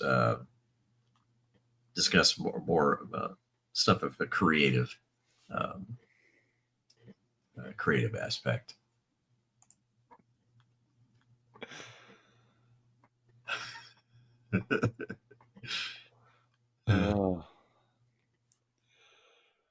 Oh yeah, so you're writing some books. You've been writing books. I have been writing books. So right now I have two novellas that I'm working on, and a full novel. The full novel is going to be out later this year. Two novellas probably going to be released this month. I'm ashamed to say I still haven't finished your book. That's okay. That's okay. No, I'd started getting into it on the treadmill of all places. But it doesn't want to sit open now because of how many pages I got in. So I haven't found other time to read it. But it's sitting right there on the table when I walk in the door, and every time I walk in the door, I'm like, I should read this, and then I have to go do something. So what chapter are you up to? I'm really old. I did the first chapter, and then it wouldn't sit on the thing anymore.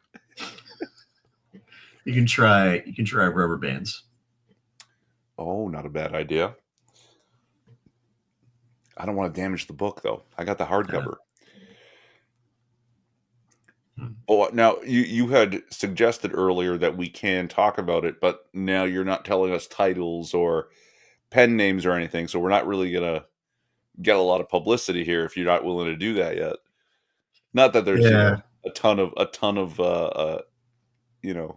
people watching. I am getting there, but I would suggest if anybody has any curiosity about what I'm talking about, then go ahead and message me.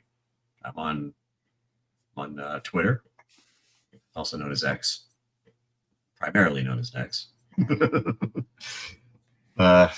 So you can find me at a whole a lot of places now because I have social media presence. I totally forgot to grab your links and put them in the description too. So sorry about that, guys. If you have some links and you want to put them just in the comments or the chat, so people can check it out if they want. And yeah, let's see. Yeah, I can get it really easy here. But so yeah, that's what I've been up to.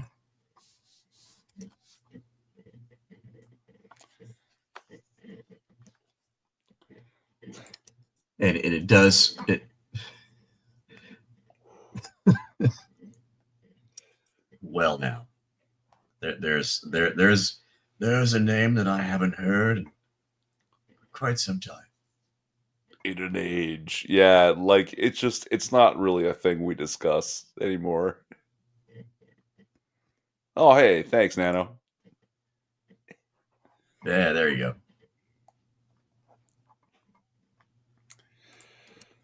Another thing, the Chinese deep salvage crews routinely raid war wrecks uh, for medical steel, even though they were designated war graves and are protected by IROL international law. Yeah. Oh yeah, this shall we get into their shit fits with pretty much everybody uh, concerning the fishing waters? Oh, geez, yeah. Are they still doing that? Has anyone actually like mobilized a navy to stop them?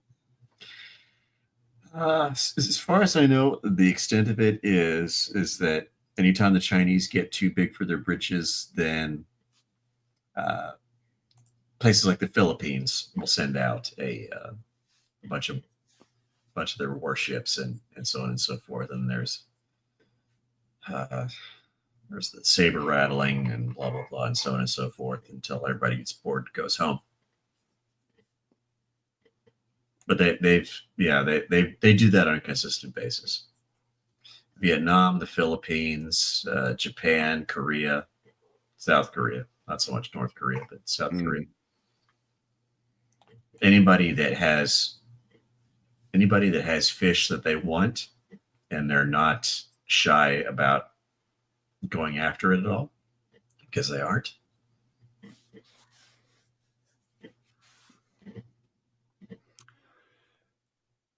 They're a shameless bunch of bastards, is what they are.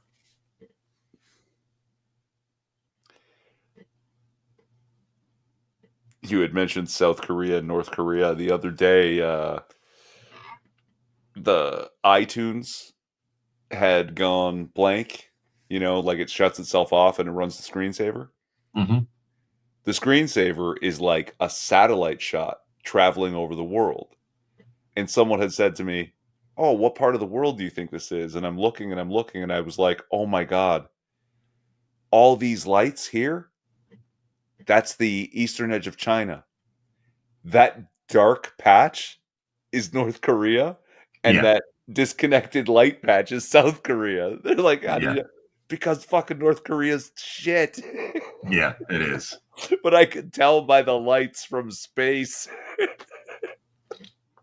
Yeah.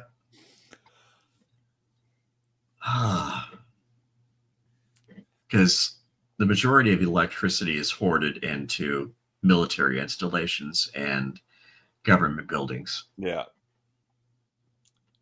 and great great swaths of North Korea that pretty much they're still in candlelight. Oh no, yeah, I pointed. You see this little tiny dot of light here in the middle of the dark patch? That's Pyongyang. Yeah, and half those lights are either military, police, or government installations. Mm. North Korea is great for stargazing. Yeah, they got that going for them. Oh, you like stargazing there, Round Eye? We have no electric lights in North Korea. It's perfect for you astronomers.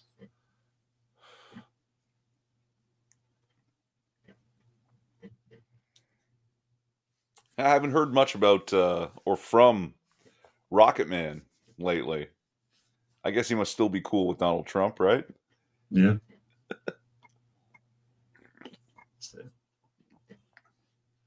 The Epstein list was a bit of a nothing burger. Yeah.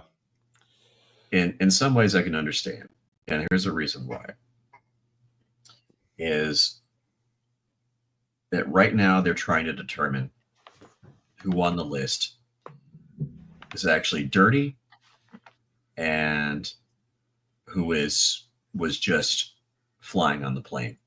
Mm-hmm. Because there is a difference. There's people that actually went to the island and did stuff, and they're just people that flew with him. So they're trying to make that determination. In my mind, that's what they're doing. If I'm being as charitable as I can, that's the conclusion that I would draw. That there is something going on right now that they're trying to determine exactly who could be guilty of what and putting them in the appropriate category before they do anything more. I've got a couple of thoughts. Like, okay, if the FBI and like different intelligence agencies have all been as corrupt as we think they are, obviously they're not just going to start cooperating with Patel and Bondi and Trump. So there's work to be done there. But also extending on your idea that they're not ready to figure out, or they haven't figured out who's who yet. Also, once you do, you want to figure out which of these little shits can we fucking turn. Yeah. Right. And, you get way more information, especially, geez, or better, who can we make it look like turned? Right. Yeah. And then you'll have people racing to be the one who gets to be the one to flip. Right. Yeah. That's a lot of this is mind games. It's spycraft essentially. Yeah. It's a form of spycraft, and I could easily see that that it's playing out, and yeah, who squeals first gets the best deal.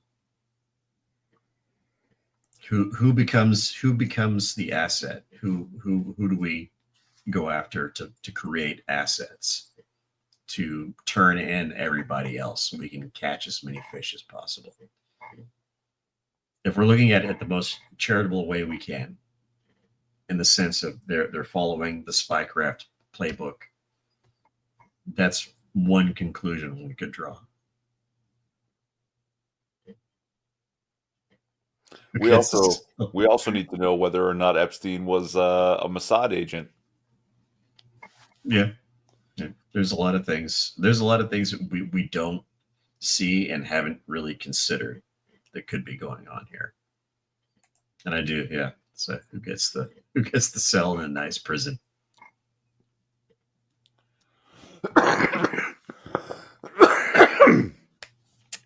Did you know that when Epstein was first arrested, Joe Biden's brother, is it John Biden, sold his island, his private island in the U.S. Virgin Islands? Mm-hmm. Which is all of, was it like a 15-minute boat ride from Little St. James, Epstein's Mm-hmm. Island? And did you know that Epstein's Island had a submarine hangar and a submarine, and Ghislaine Maxwell, whatever, however you say it, is a licensed submarine pilot? Mm-hmm. And apparently, John Biden's Island doesn't have a submarine, but it has a submarine hangar. Yeah, funny that.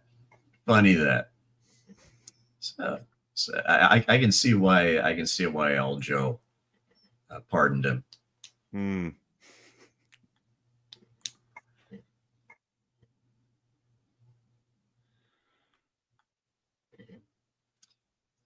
So Trump was not on the island, but he did fly in Jeffrey Epstein's plane a few times, usually from Florida to New York, To a point. or the other way around, because rich people, rich circles, right? Here's the thing about that, is that Trump is the one that had Epstein banned from Mar-a-Lago because he was hitting on an underage guest. Yeah. And what was it, like 2008, 2009, when charges were being, when some charges, I can't remember what the case was, but some charges were being brought against Jeffrey Epstein. out of all the people the Justice Department went to, who was the only one that responded? It was Donald Trump. It was Donald Donald Trump was Trump. the only one who would talk to him. Everybody else was like, "Nope, talk to my lawyer. Nope, nope, not saying a word. I got nothing to say to you." And Trump was like, "Yeah, okay, we'll talk. It'll be yeah. I don't know much, but I'll tell you what I know." Yeah. So anybody that brings up the Trump Epstein connection, that's what I say.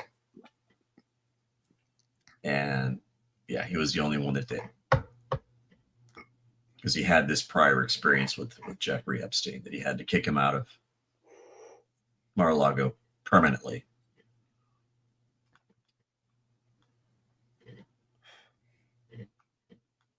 So it was like a 15-year-old daughter of one of his investors or something like that.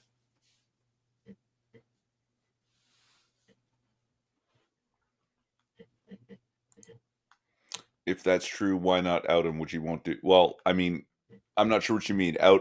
You mean the Epstein list? It's not entirely in their hands. Like apparently, the FBI New York office does not want to cooperate at all. You can install a new director, but all the same people are in there, right? And so if they have no interest or they've already destroyed the information, right? Uh, apparently they're operating independently of the FBI.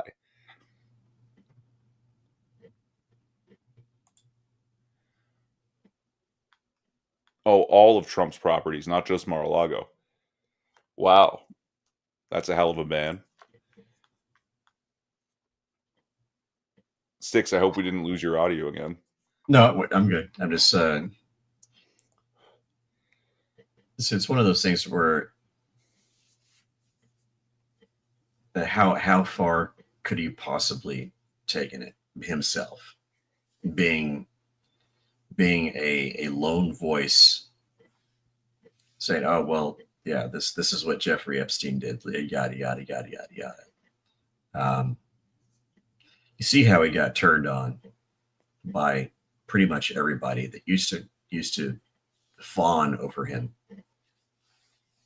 because of he was a Democrat in the 80s and 90s, Mm. and he was fawned over. And then he decides to run for president. So around about the time 2020 rolled around, one of the things that Trump was up to was cracking down on human trafficking. Yep.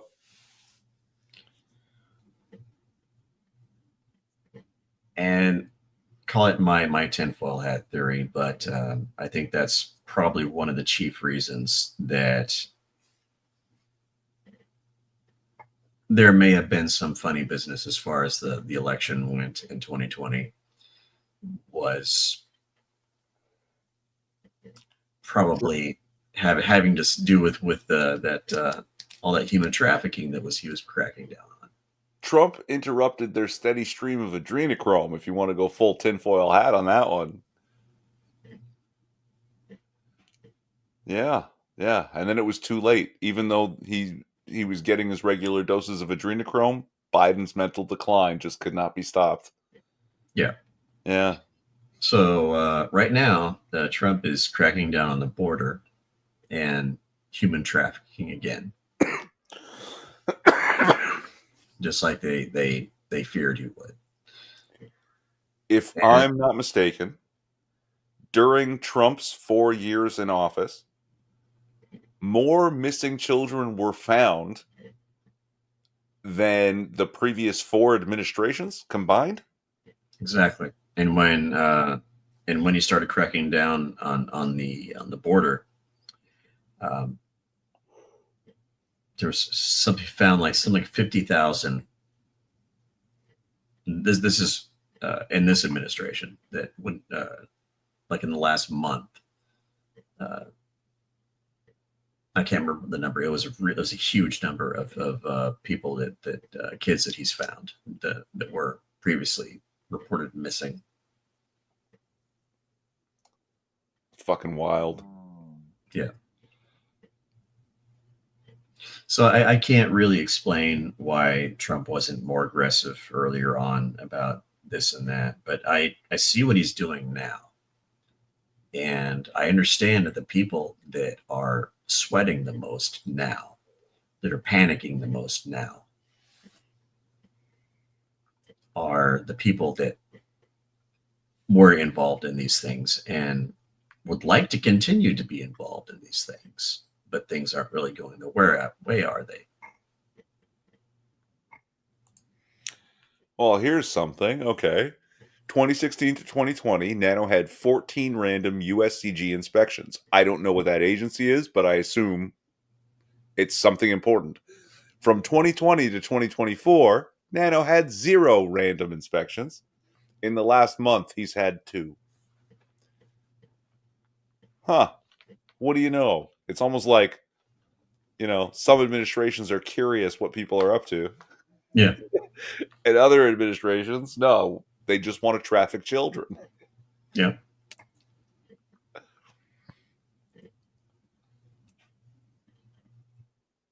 U.S. Coast Guard. Ah. Yeah, that makes sense.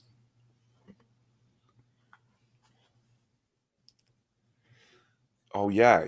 Fucking diesel boats on the Gulf of America. Do you have children in here? No? All right. We'll be back.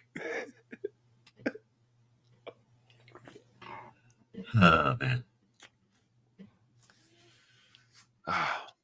So I hate to think that the whole COVID business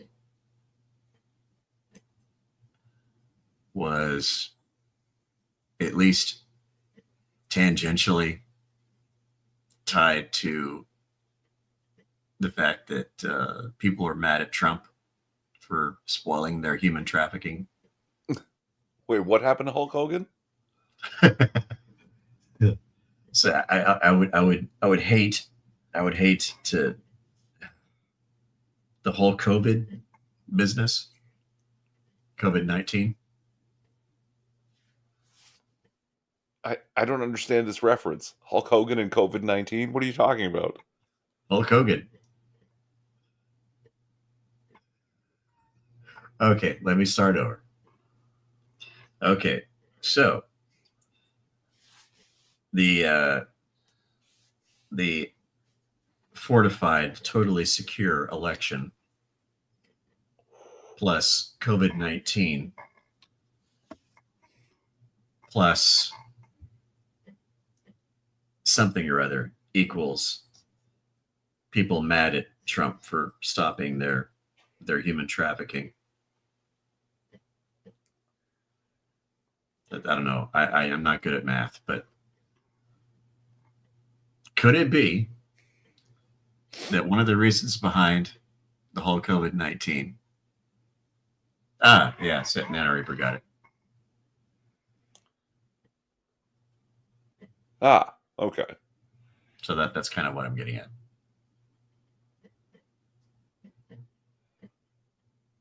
Yeah, I mean, it was all nonsense. It was a bad cold. Most people that died of COVID-19 did not die of COVID-19. They died of medical malpractice. I'm convinced of this.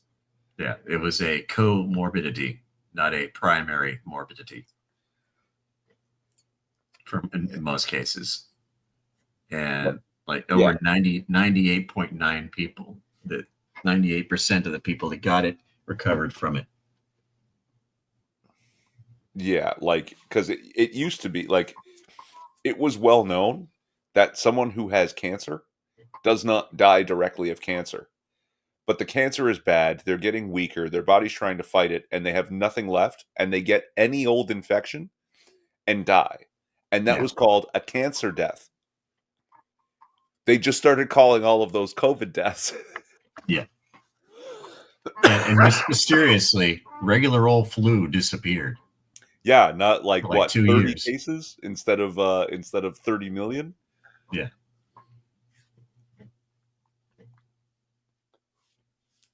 Yeah, yeah. Yeah. And I remember walking into work every morning, having to wear a mask and all that good stuff. And before I could clock in, there was one of the assistant managers was standing there with one of those the laser thermometers and zapping me. Oh fucking hell! And that we had these. And I'll show you off air if I can actually find the pictures. But we had in our break room, they set up these plastic partitions in the middle of those fold out plastic tables. Yeah, yeah.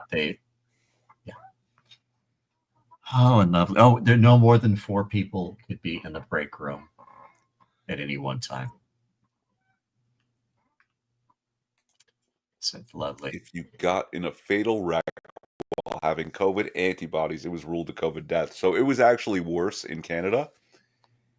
Any death within 28 days of a positive COVID test was called a COVID death. 28 days. Inflated numbers, you say? You get a cold, you take the test, oh shit, it's COVID. You stay home for a week, you're better, all right? You go back to work. Almost 3 weeks later, you die in a fatal car wreck. That's a COVID death. And another fucked up thing is just, and if we had this exact same conversation here on Irving's channel, if we had this exact same conversation in 2021, guess what would happen to Irving's channel? Oh yeah, they'd take the whole channel down. Yep. Even after it was winding down, there was a video I did where I repeated information that was told to me by a virologist on the radio. So on a mainstream radio, a virologist was saying this, and I repeated that information, and they took the video down. They still haven't put it back up. Yep. Yep. COVID era bullshit. We are all in this together. They sang from their yachts and their multi-million-dollar homes. Yeah. What was that cringe ass video? A bunch of actors. What were they singing? Oh, was it Imagine? Yeah, Imagine. Of course, it's Imagine. Oh, and all the dancing nurses and all that other. Golly. That is probably, like in the last 200 years, probably one of the most embarrassing 4-year periods in this. Oh my gosh. Yeah. Oh, in China, they were welding people into their apartments. Yeah. And at the onset of COVID, they were welding people in apartments, and they were starving to death.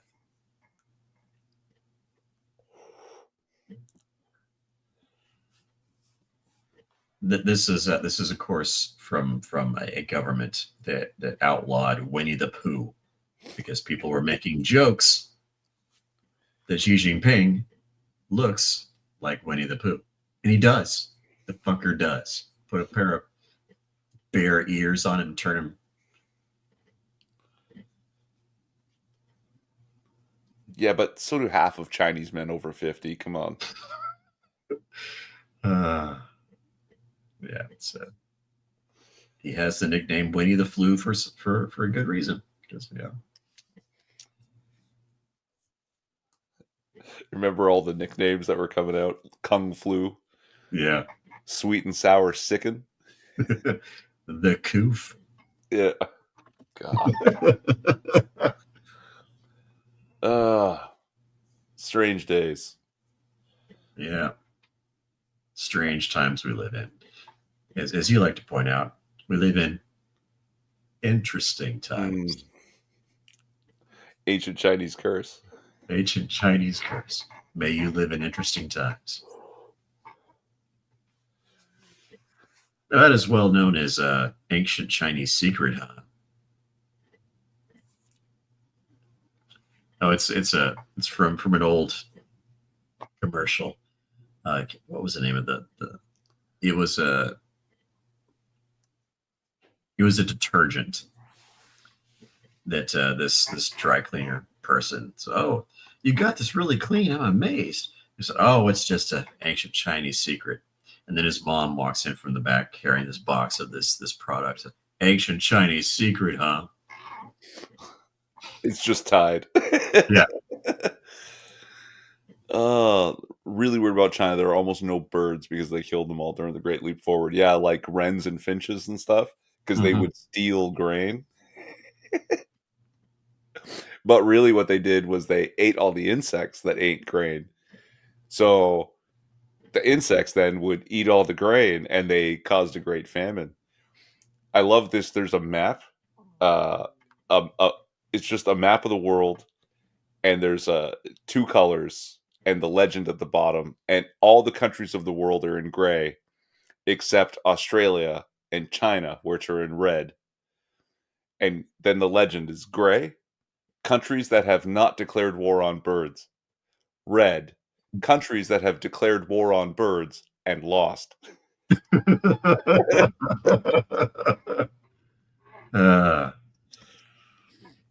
So yeah. So one of the running jokes with Terry Diamantis is that we always bring up the Great Emu War. Fucking emus. Yeah. Oh, what's the other bird that the Aussies hate though? It's sort of like our seagull, but What's that thing called? the guy wrote a song about it and everything. I'm not Australian enough to know that one. Let's see. See if Terry's around. I'll ask him. It's great because he calls them like garbage drinking cunts or something.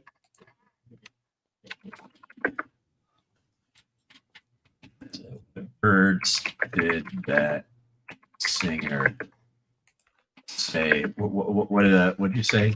Garbage drinking cunts, I think he calls them.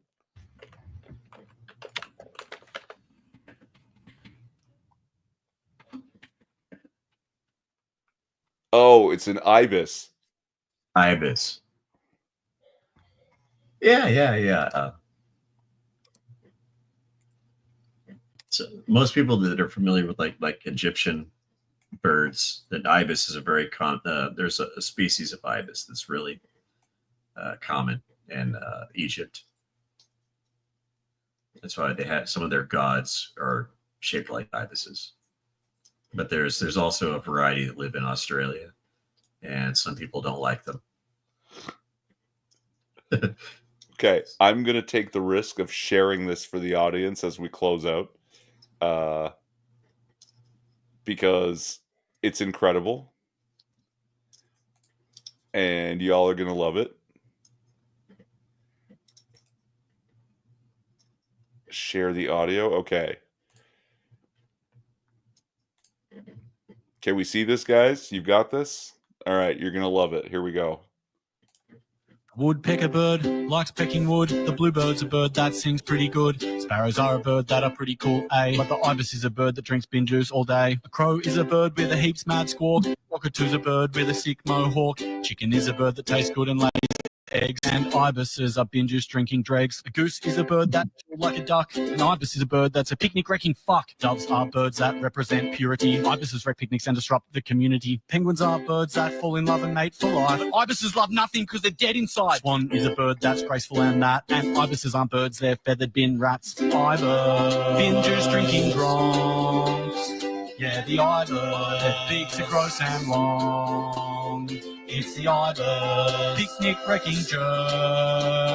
Yeah, the ibis, they're the worst birds. The condor is an awesome bird of prey. A hawk's a bird, that's a cool bird, eh? The eagle bird soars through the sky as it hunts. But ibises are bingers drinking cunts. The albatross bird lives 6 A parrot is a bird living on a pirate's shoulder. Parrots say cool shit like, Polly want a cracker? But ibises just fucking come up and harass ya. A lorikeet's a bird with a colourful jacket. Ibises can fuck off back to their home planet. A seagull's a bird that scabs hot chips. And there's only one bird that's scabbier than this. It's the ibis.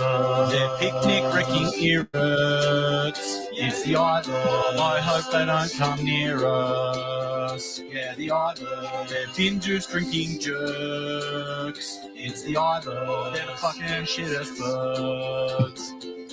Ibis is a picnic-wrecking burden on humanity, a dumpster-diving bin chicken disrupting the community, annoying the general public at every opportunity, disgrace to feathered creatures, bringing shame on the bird family. If there are any ibises watching this, firstly, there's no bingers here, so you can fuck off. Secondly, get a job and fucking do something with your life. Sort it out. You're on the road to nowhere. Go migrate to that garbage island floating in the middle of the Pacific Ocean or some shit. I don't know. I'm not your dad. I can't tell you how to live your life. Just stop wrecking everyone's picnics. Fuck. It's the ibis. Binges drinking cunt. It's the ibis. That's ruining your lunch. Yeah, the ibis. Picnic wrecking jerk. It's the ibis. What a fucking cunt of a bird. If I was an ibis, I'd go kill myself.